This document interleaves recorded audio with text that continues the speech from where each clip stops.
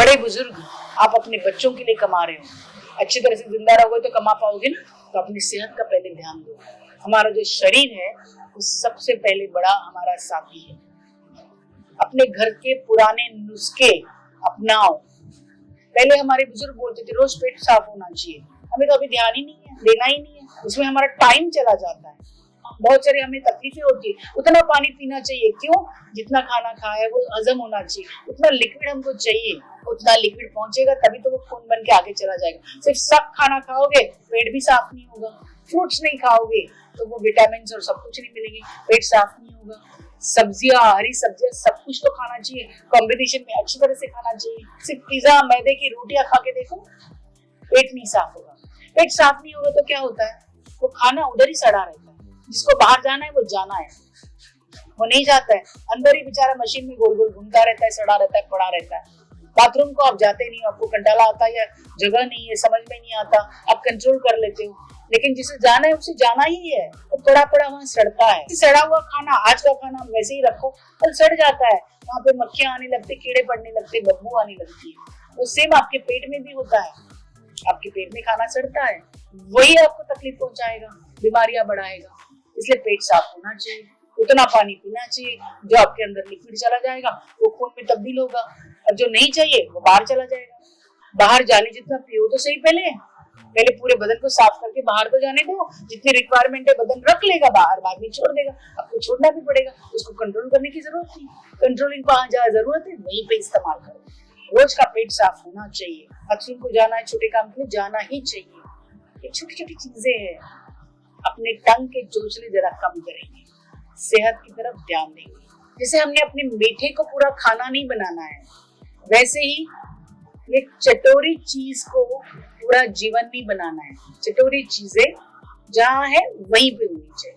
रोज की अपनी एक्सरसाइज है, एक सिंपल सी एक्सरसाइज, वॉक करना पॉसिबल है करो।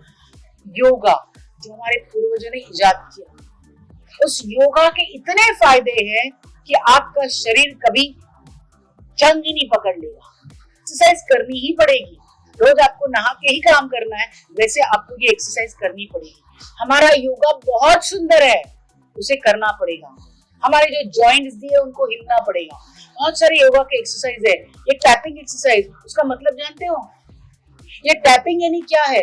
हमारी जो नसें जुड़ती है हमारे खाने की वजह से, तेल की वजह से, ये जो नसें हैं एक दूसरे को चिपकती है। हम जैसे मोटे होते रहते हैं, अपने अंदर की स्किन, मोटापा सब बढ़ता रहता है, तो बेचारी नसें एक दूसरे में दबने लगती है। इस एरिया में ऑक्सीजन नहीं पहुंचता है, वो दब जाती है, और स्पेशली हार्ट की तरफ की दब गई या कुछ प्रॉब्लम हो गया, चिपक गया है उसको तेल, चर्बी बन गई है, चर्बी से वो नसें इतनी थी वो इतनी होती गई, ऊपर से बाहर से दबाव, आपका वजन बढ़ रहा है, ऑक्सीजन नहीं पहुंच रहा है हार्ट में भी और शरीर में भी, तो ये जॉइंट पेन, वो जॉइंट पेन हो रहा है। जैसे जैसे उम्र बढ़ेगी ये सब होने वाला है, लेकिन आप जितना ज्यादा केयर करोगे उतनी ज्यादा आपका बुढ़ापा आसान और अच्छा रहेगा, बिना बीमारियों का रह सकता है। जैसे ये नसें दबेंगी, ऑक्सीजन और खून नहीं पहुंचेगा, और इसकी वजह है आपका मोटापा। मोटापा की वजह है खाना, तेल चिपक गया है। योगा में एक टैपिंग सिखाते हैं, ये टैपिंग इसलिए की जाती है हर जॉइंट्स में, हल्के हाथ से 20-20 बार करो हर जॉइंट्स में। सब नसों को जो सोई है बेचारी, उनको थोड़ा सा जगाना होता है, कहीं दबी ना हो, थोड़ा सा जगाओ, उनको हिलाओ, हम है हमारे लिए प्लीज काम करो, ये बोलना होता है। वो भी तो डर जाती है, सहम जाती है, दब जाती है, सोई पड़ी रहती है, उनको थोड़ा सा जगाना होता है।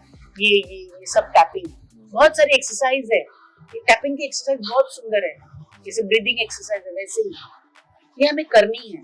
करके तो देखो, ये योगा बहुत अच्छा है, ऑनलाइन अपने घर में हो जाता है। पहले सीखो, अच्छी तरह से फिर करो, अपने आप कोई प्रयोग मत करो। सालों से मैं कर रही हूँ तब जाके आपको बोल रही हूँ, प्लीज ये सीखो और करो। बहुत महंगा नहीं है, सेहत से ज्यादा महंगा तो बिल्कुल भी नहीं है। चलिए ना, अपने सेहत के लिए आज से प्रण लेते हैं। देखो कितने सेहतमंद रह सकते हो। अच्छा खाओ पियो, एक्सरसाइज करो, पारे अपने लिए, अपने शरीर के लिए। अपने शरीर को ग्रांटेड मत लो, जैसे हमने अपने पंच तत्वों को किया है। हमारा शरीर यानी पंच तत्वों का ही अपना बच्चा है, पंच तत्वों ने बनाया है, उसके साथ खिलवाड़ मत करो। छोटी सी सुंदर सी जिंदगी है, उसे सेहतमंद रखो। चलिए ना, आज से हम अपनी सेहत का ध्यान रखेंगे।